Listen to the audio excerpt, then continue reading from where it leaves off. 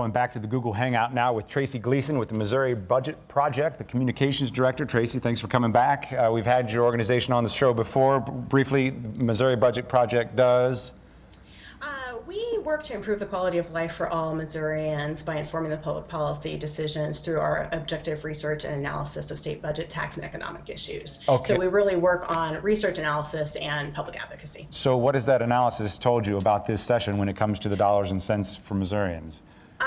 Well, one thing that we're really concerned about, and the bill that we think would have the biggest economic impact on the state of Missouri, is the massive tax cut that was mentioned earlier. It's critical that Governor Nixon veto that bill.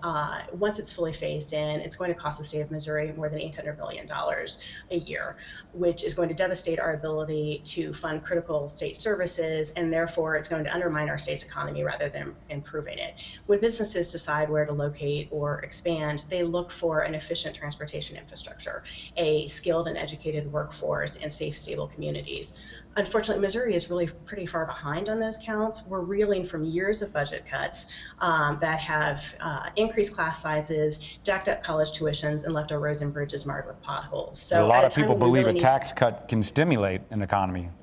Well, that's really not what the economic literature shows. It shows that it's not a strategy for economic growth. There has been some improvement in some states, but there's been a lot of falling behind in other states.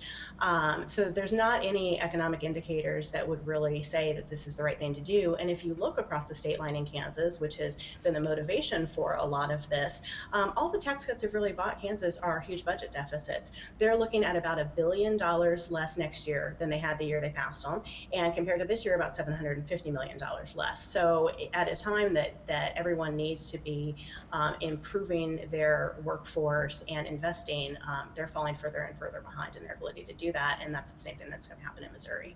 Can you make sense, can you distill for us tax credits and what the legislature wants to do with that? And they sent something to the governor that he has vetoed.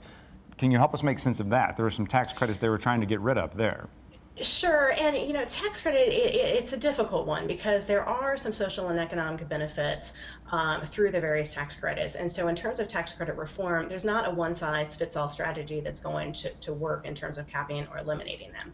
And I think it really means that we need to take a step back and say, look, does the state of Missouri have the revenue to fund the services that it needs? And with tax credits, we see that we're often pitting one population against another when the bottom line is we just don't have enough revenue in the state.